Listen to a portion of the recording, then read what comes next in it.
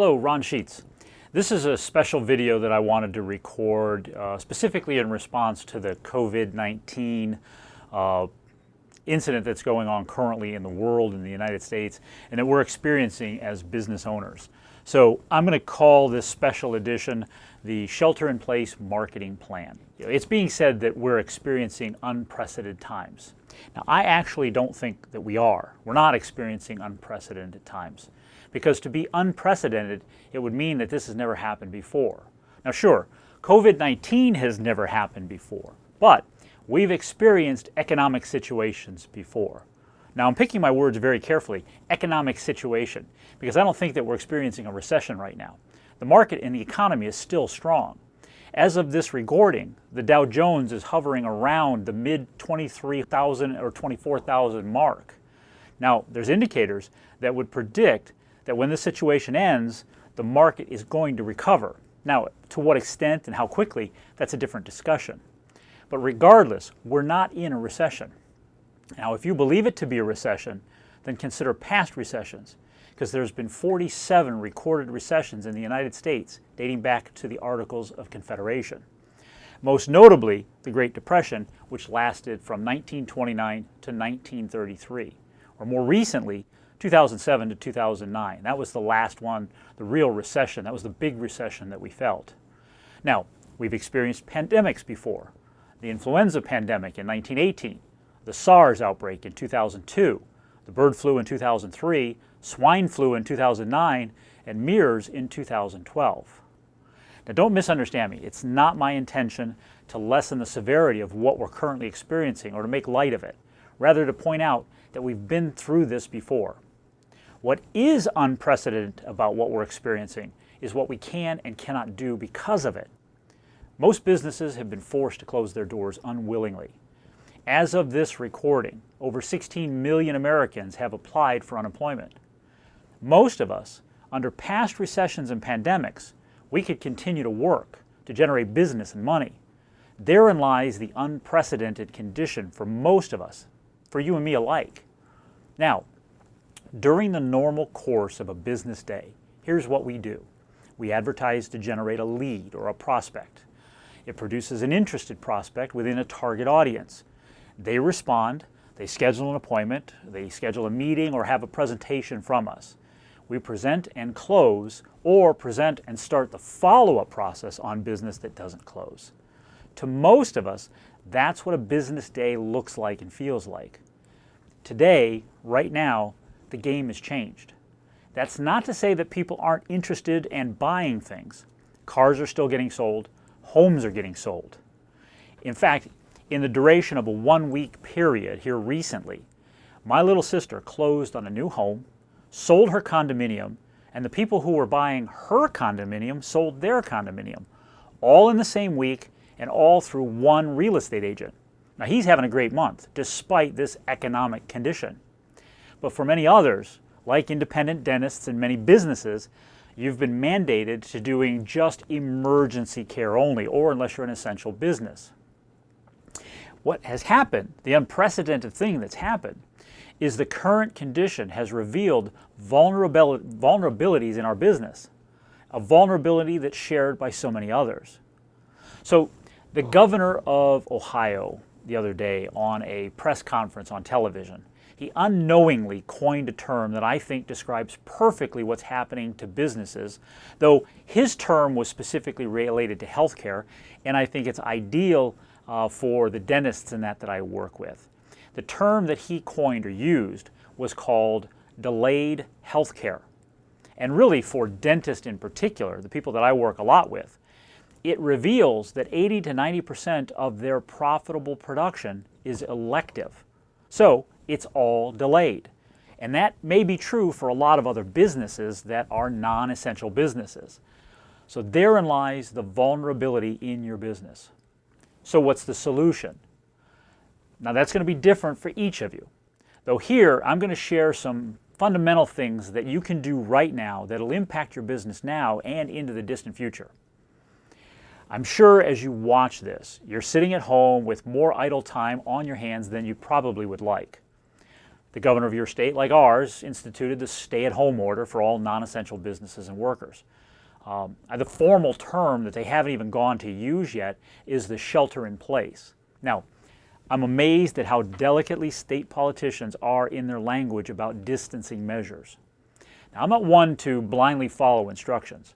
However, I do know that most people need clear and definite directions, hence the millions of people who are out of work or on unemployment.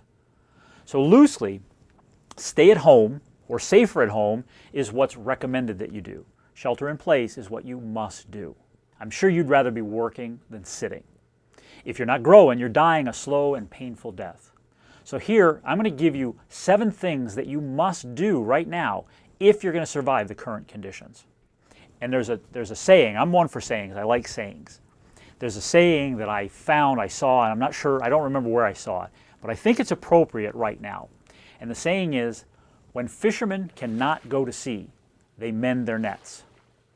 Now, you may not be in a position like my sister's real estate agent is, where you're having a great month. You may be sweating bullets as your cash reserves are being depleted. They're already gone, or worse, they never existed to begin with. Regardless, work with what you have.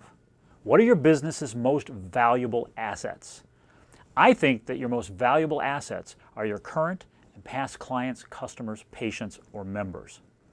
Work on maintaining and developing the relationship that you have with them.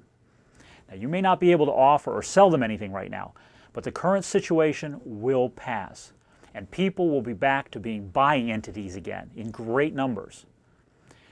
Unfortunately, the reality in this situation is that many businesses may not survive these rocky roads.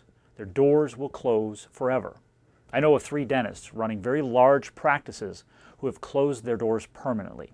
They're thrown in the towel and walking away from it all. Their customers or patients will be left abandoned looking for a new home. In a dental case, patients are going to need long overdue cleanings and checkups. Other businesses, their clientele are going to have pent-up needs. So people are going to need rug cleaning again, dry cleaning, haircuts. They're going to need to get back to the gyms. Businesses will be inundated with new clientele because of the businesses that closed up. Those customers, clients, patients, and members, their past trusted vendors didn't survive.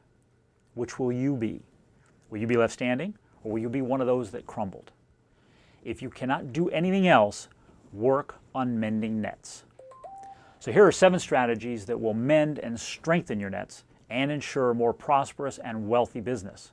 Now, wealthy is not about profit necessarily. It's about one's ability to weather the storms like this again in the future. And history dictates this is going to happen again. The wealthy are not affected by these storms. We've developed enough equity in the business and the bank accounts to weather the storms and work on the nets. This is what we do. It's what you must do. So let's get busy. Let's get down to the first strategy. Strategy 1 is really not something that you're going to be able to do in your business. Strategy number 1, and I think this is where it starts. Strategy number 1 takes place in the 6 inches between your ears. So strategy number 1 is do not conform. Do not buy into the doomsday propaganda. You're an entrepreneur. If you're like me, you wake up every morning unemployed. Your ingenuity, creativity, and experience has created and crafted your business growth. Despite what's going on, nothing's changed. You're still waking up each morning unemployed. Only the outside environment has changed. Now think of this as a new competitor encroaching in on your business. What will you do? Get to work. Kick ass and take names. Do not listen to the media. Make the conscious decision not to participate in the economic situation.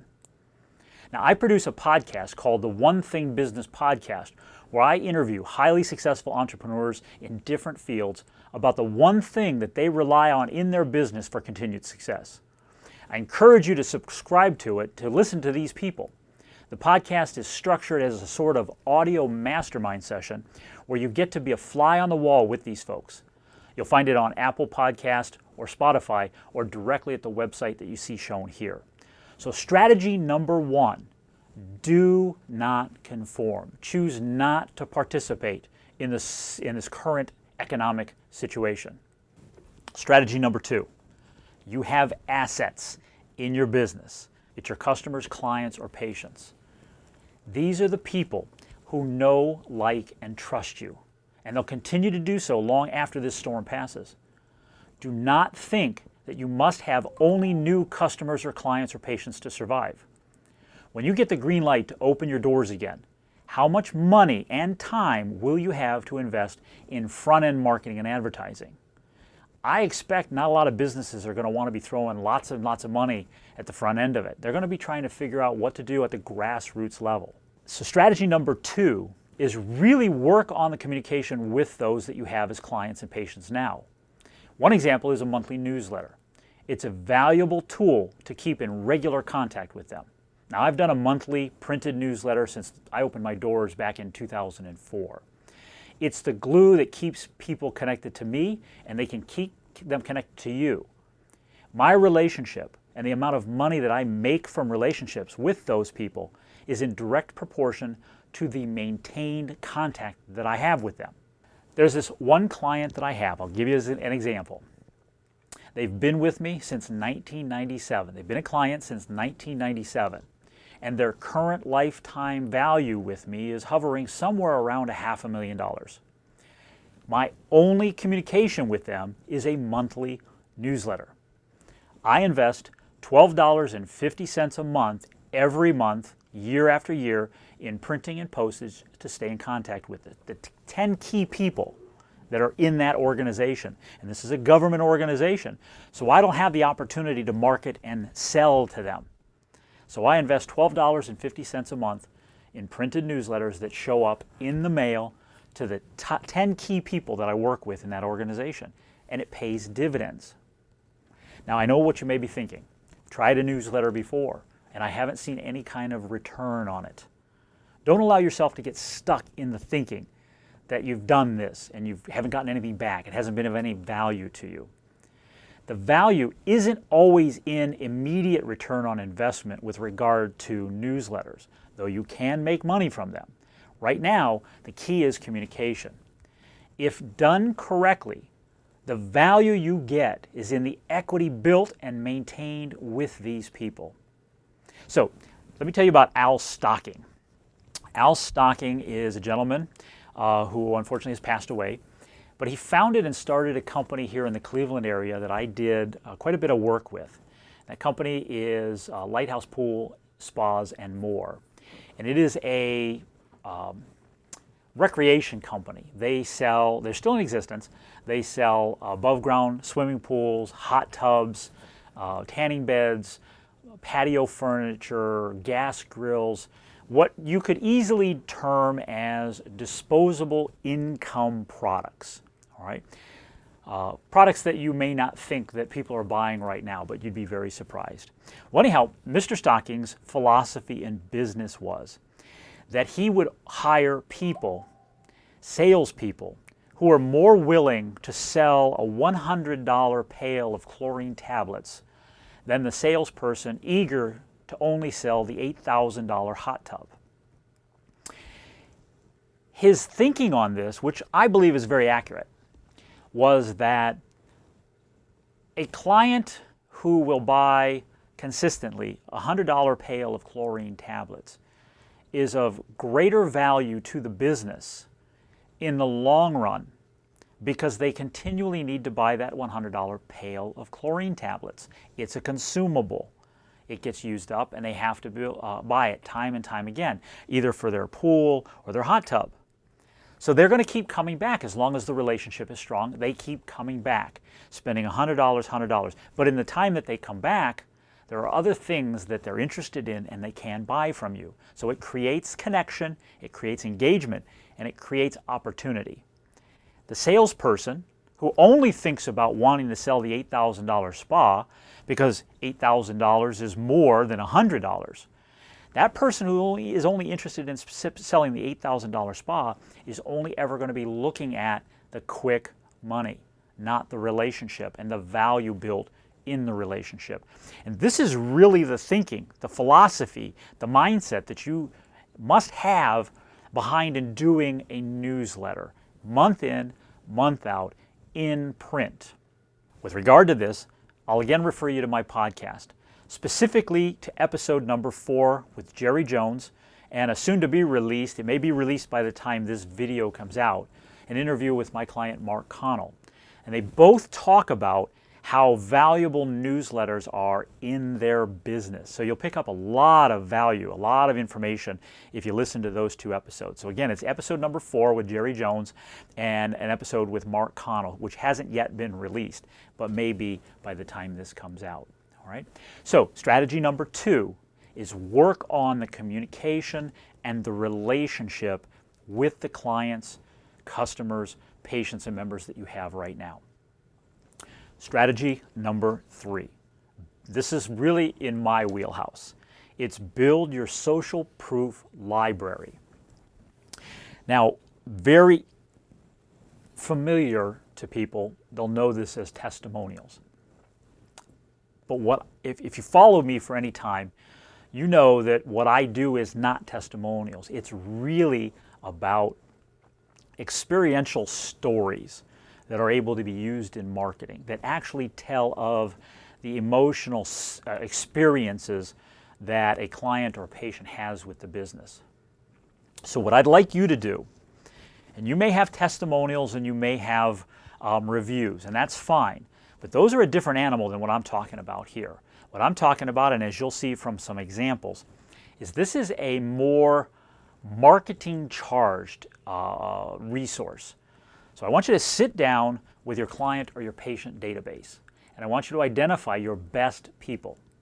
Make a list of those people who've been with you the longest, they pay you most frequently, they frequently refers, and those that you like working with, those whom you'd like to have more of and do more business with. Okay? The old adage, birds of a feather flock together.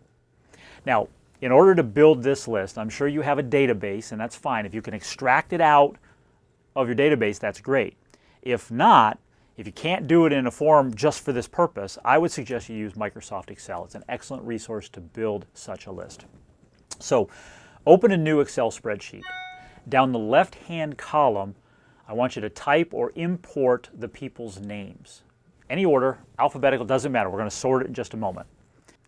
Then across the top column, I want you to title at the top of each column. First column, do like/love. Now this is in reference to people that you like to work with, you love to work with. These are the people, if you could hit a duplicate button and you could magically make more of these people appear, these are the people that you'd want to spend more time working with. All right. Second column, title it as spends, meaning how much do they spend with you, people that spend. Third column, people refer, and then the fourth column, who do you have a long history with? Each of these is going to be subjective, and only you can define the value for each. Then, going down across each row and down the columns, next to each name, put an X in the columns that correspond. Just an X, not a number. This is a gut response. This is instinctive. So put an X. If the person at the top of the list you like working with, put an X in that column. If they spend with you, put an X in that column. If they refer, put an X in that column. And if they've been with you a long time, put an X in that column. Got it? All right. So this is just, again, just quick, subjective.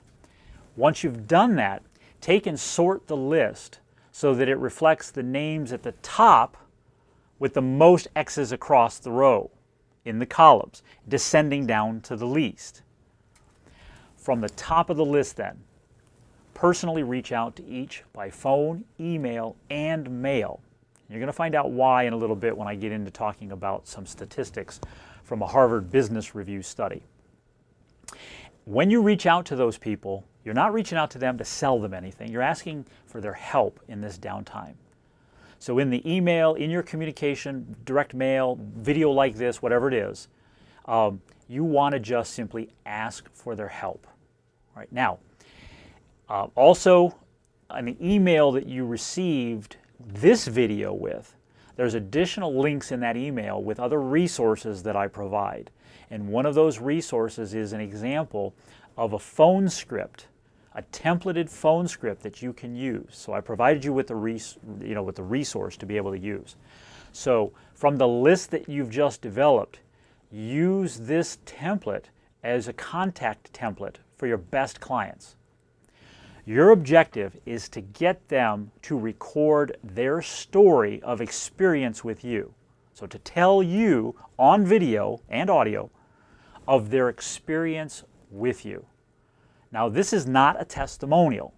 I want you to capture the story, all the nuts and bolts, and there's no limit on putting blinders on somebody. I just want them to get in front of a camera and tell their story as if they were being interviewed by Barbara Walters, if you're old enough to know that reference. We want their story captured as it relates specifically to you and the value that you provide. As far as how you can go about doing this, there's 2 ways that you can learn how to go about doing this. Actually, 3.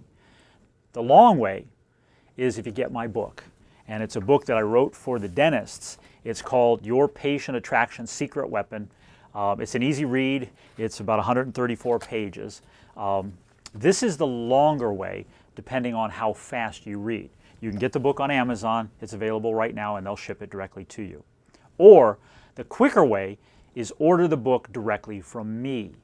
Because with it, through me, you're going to get a 47-minute fast start bonus video. And in that video, I give you the immediate things that you need to do. So this way, you can forego reading the entire book and get started quickly. I do recommend that you go back and read it more thoroughly at some point in time. As for capturing the video stories from people, you can ask them to record it on their smartphone and then send you the files, or you can do an interview of them via a Zoom or some type of service like that and record it. Now again, I'm talking video and audio. And we're not getting into the nuts and bolts of what to do with it later. The idea here is just capture it. Now of the 2, either having them record it on their smartphone and send it to you, or you interviewing them via Zoom or something like that, I recommend you interviewing them. Because leaving people to their own vices will likely ensure it not getting done.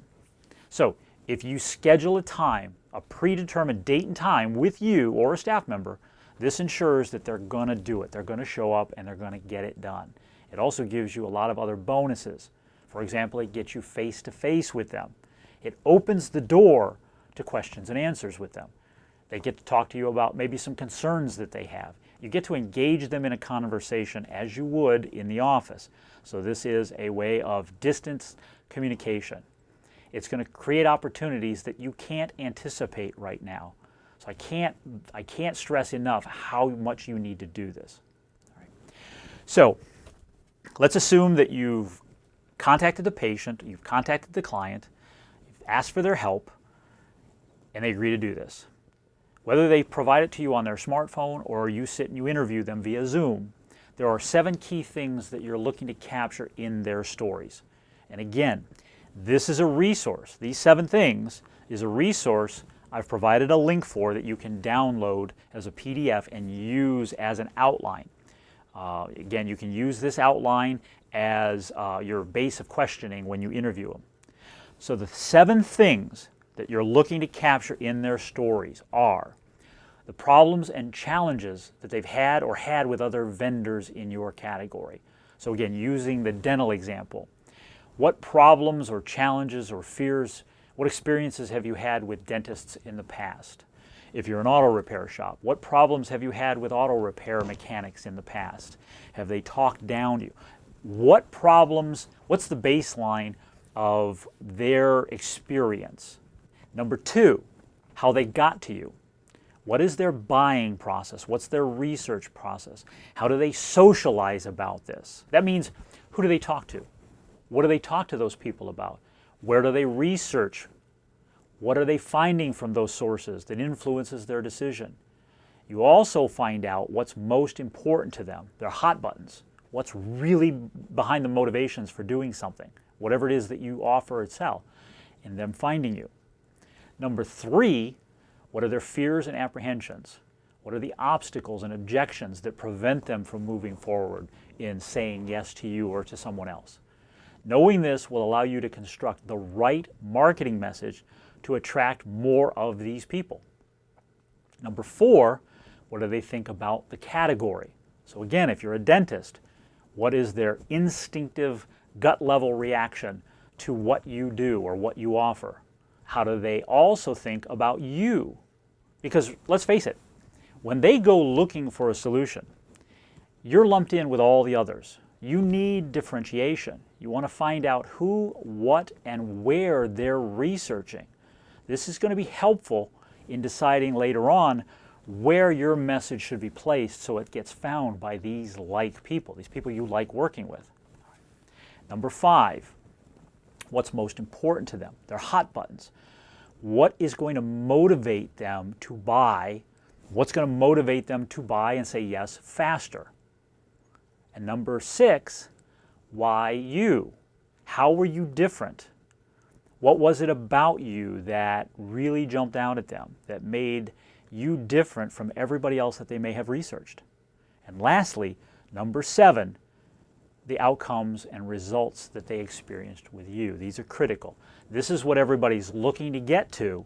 However, all 6 pieces that I just shared with you in advance are critical in that decision-making process, the psychological, emotional deciders for the people. So, again, this can be downloaded from the link in the email as a sort of checklist. So if you're interviewing them via Zoom, use this as your foundational questions to really kickstart your conversation.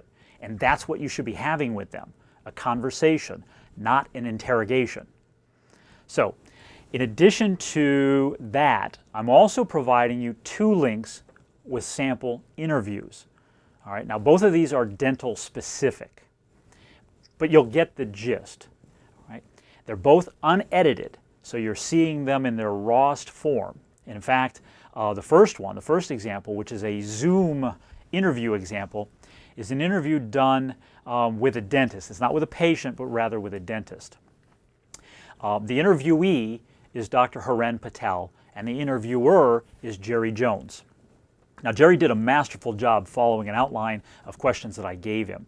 Now, the questions are very similar to what I just provided to you that's on that worksheet download. The second interview is a little bit longer, and it also is unedited. It's an interview that I did with a dental patient for a dental client that I'm actually working with right now. And that link is titled Katie Lynn. Again, it's unedited, so you're going to hear my questions in the background. If you listen to the videos, both of them, and you follow along the checklist, you'll see all those pieces. But you'll see how they're worked in conversation, again, not an interrogation. So I'm providing you with these examples so you get a feel for how the interview is conducted, how the conversation develops. Your objective is to capture the content in its raw form. Don't worry about what you're going to do with it later. The key right now is get it captured. Okay? We can figure out what to do with it later. It's better to have it and not need it than need it and not have it. Right? You cannot know the gold that exists in this exercise. In fact, oftentimes it's so powerful, it can be the marketing message in and of itself. All right? So really, you could have marketing and advertising that writes itself if you follow along with this exercise. Now, I'll warn you, there are 3 obstacles that I find that people get in their way of getting this accomplished. The first is effort. This is going to take some work. It's going to take some time. You can't rush through this. However, at this time, you've got the time. Do it. The second is the understanding. Now, I don't anticipate that everyone is going to really appreciate all this and the associative power that's really baked into this process. It's going to take a pretty progressive and sophisticated person to understand its true and total value. So I don't expect everybody to fully understand it, but I encourage you to do it. You'll get it once you do it. And then third, the obstacle is in using it. This last one boggles my mind. Don't be lulled into thinking that the value you provide and the way you do things is common, meaning that everybody else in your category does it. Nor should you think that this is too boastful for you to use, too braggadocious, if you will. You can't be sheepish about this. Right now, you're at the ledge. What's going to happen in the next 30 days is going to determine your future. Are you in control of it, or will you allow the situation to control you? So this loops back to my strategy number 1. Don't conform. Don't buy into all the negative propaganda. Right? So strategy number 3 is build your social proof library. Let's move on to strategy number 4. Strategy 4, and the term I'm going to use is actually, I've heard before, but more specifically was coined by my client Mark Connell on a project that we're wrapping up on, second bite at the apple. Or if you want a blunter way of saying it, it's kick the competition's arse. Now this is all about, strategy number 4 is all about what's going on to the missed business, the lost opportunities. Every business has prospects to whom they've made a presentation or a pitch to, but that prospect didn't buy. They didn't say yes. They didn't move forward with your presentation, your case, your treatment, or your offer. Don't be fooled into thinking that you've followed up on these lost sales. Now, you may have followed up with a phone call or sent a letter or an email, but that's not really follow-up. That's casual contact. So, before I get into this, I want to share some statistics from that study I mentioned before from the Harvard Business Review. The study was published in 2011. The study's based on the follow-up processes in direct sales organizations. Again, don't let that get in your way, that with regards to where this data comes from, because at its basic core, the definition of direct selling is when a prospect is presented a buying opportunity and they either say yes or no. Therefore, any presentation that you're making and asking a prospect to buy is direct selling. You're asking them to say yes and put money forth in exchange for what you offer. That's a direct selling situation. So here's the statistics from the study. After a presentation is made, 2% of that business is recaptured or gotten or converted on the first follow-up. 3% of it is on the second follow-up converted, 5% on the third, and 10% of lost business is converted to a yes on the fourth follow-up. And 80% of those are made on the 5th through the 12th follow-up contact. So evidence shows that by following up more times after a presentation, it increases sales conversion. That's a pretty simple thing and a pretty basic thing to understand and accept, but not necessarily an easy thing to do for most. So let's contrast that with the documentation on follow-up habits of businesses. So after a presentation, 48% of most businesses never follow up a presentation at all. 25% of businesses stop after only the second follow-up contact, 2% stop after the third, and 10% do more than 4 or more follow-up attempts. So you increase the odds of converting a sale after a presentation by 90%, following up 6 or more times. With all that said, start up a new Microsoft Excel file and make a list. In this file, list those clients or patients to whom you've made a presentation but have not closed the treatment or the sale. Title this file, Appointment No Sale. You can use any criteria that you want for building the list. You can use it as frequency of contact, frequency of presentation, value, whatever you want. You decide how you're going to segment that list. Then follow up with each of those prospects by phone, email, mail, video, direct mail, and then communicate the elephant in the room. The elephant in the room is that you know they may not be able to make a decision now, but they will later. You've made a presentation to a lot of people just like them before this COVID-19 struck. And you know that when it's over, you're going to get very busy. So, if you're serious, we're asking you to get in line. We would like to give you the opportunity to have first right of refusal.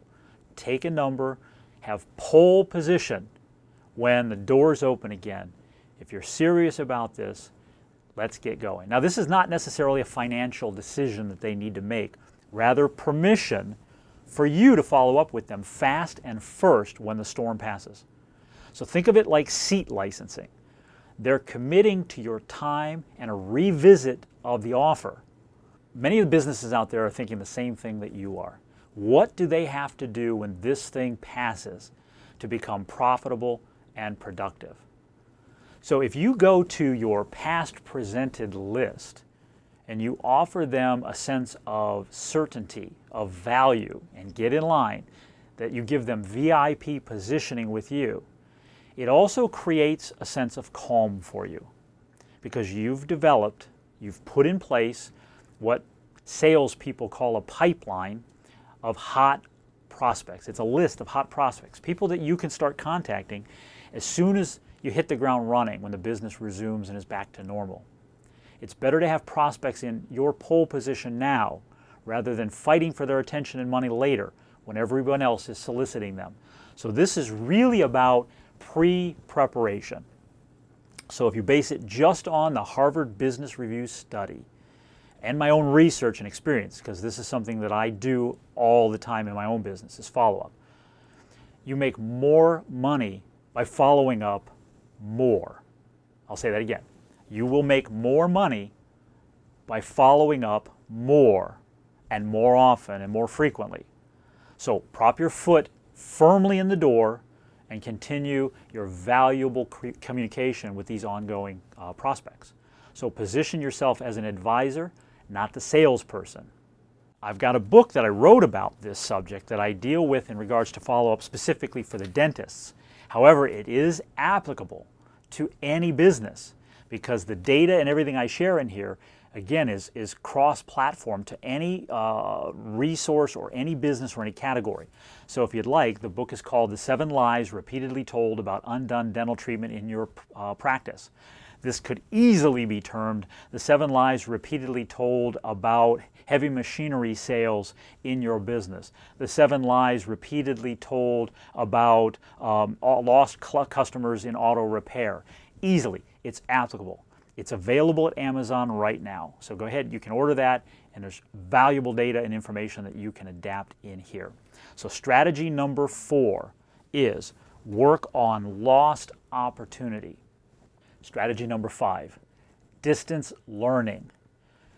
This is digital, value-based communication and even sales. So after the COVID-19 moratorium was placed on non-essential businesses, a client called me seeking advice and direction because his paid members were calling to drop out of their lessons, seeking a refund, or they wanted to just cancel their monthly membership.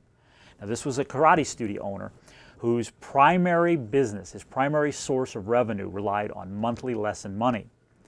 So we talked about this, and in the discussion, we landed on distance learning. My wife is a teacher. My kids in school. It is something that the education system is doing right now.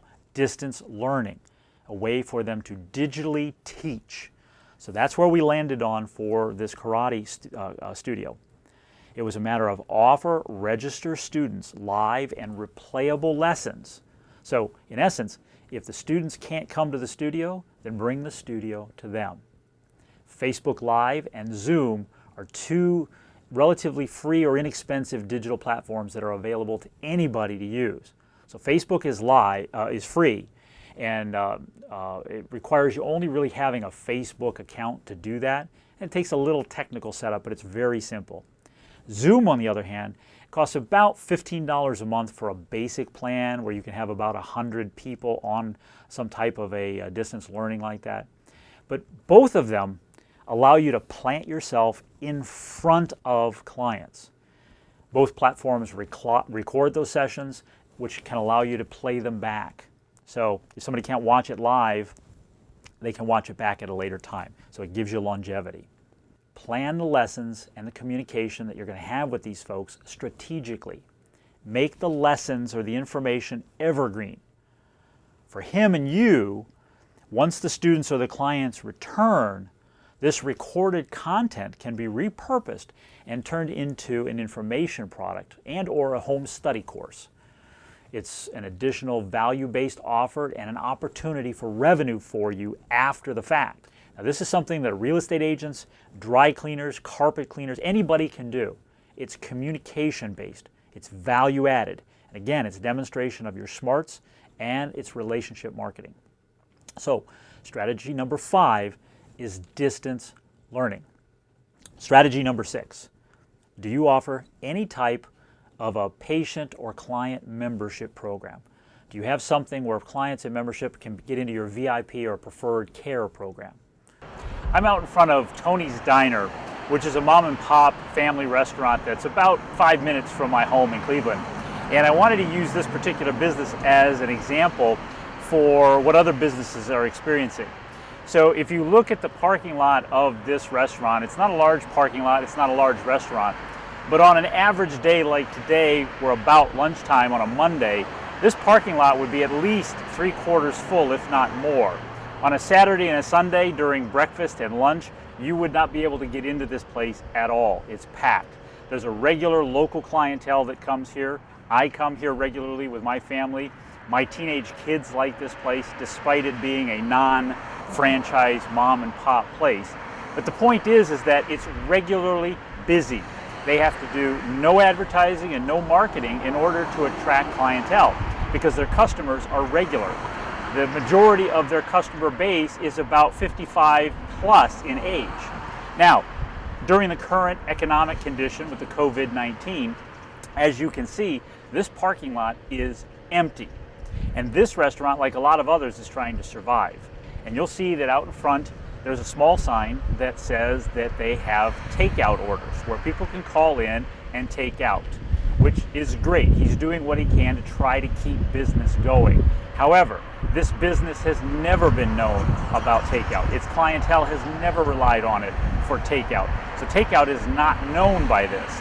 And he's relying on a small sign on a busy 5-lane road, which is hard to get in and out of the restaurant to begin with on a normal day. He's relying on that sign in order to generate business.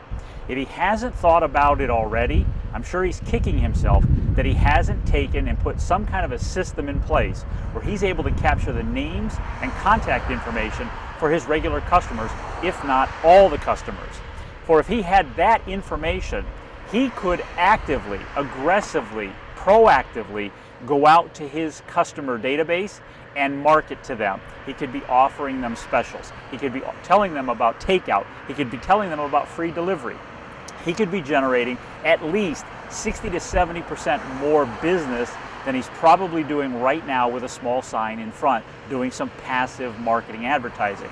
So the key here is that what I want to point out is that by capturing the names and contact information of your clientele, your customers, your patients, if you don't normally do that, you have a way of being able to reach out and stay in touch with them at times when they don't normally hear from you.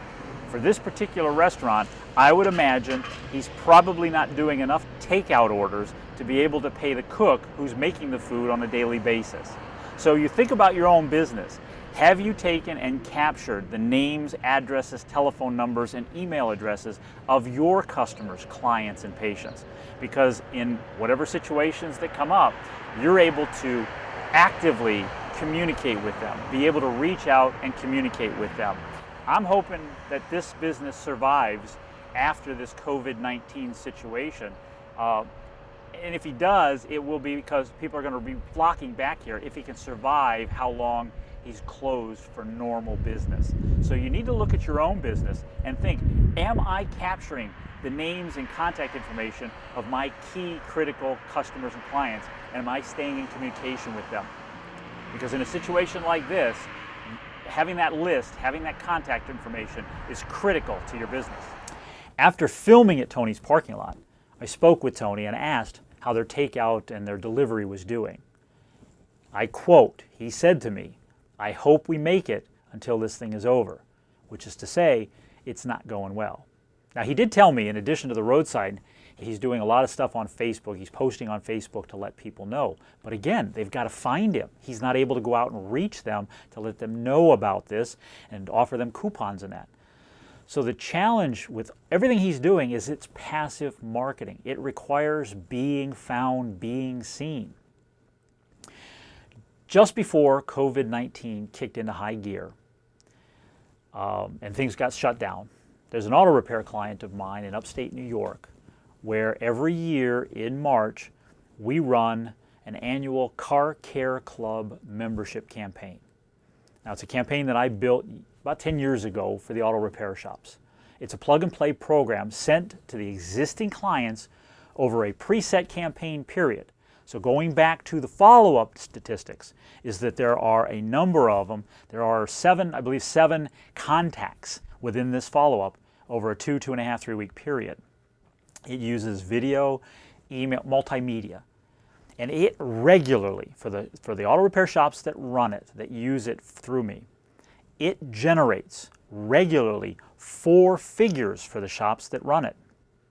So this is an example of what Tony's Restaurant could do had he captured a list. So let me share numbers with you coming out of March 2020. So right in the midst of the countrywide shutdown, non-essential businesses. Now, auto repair shops were deemed essential, so they remain open.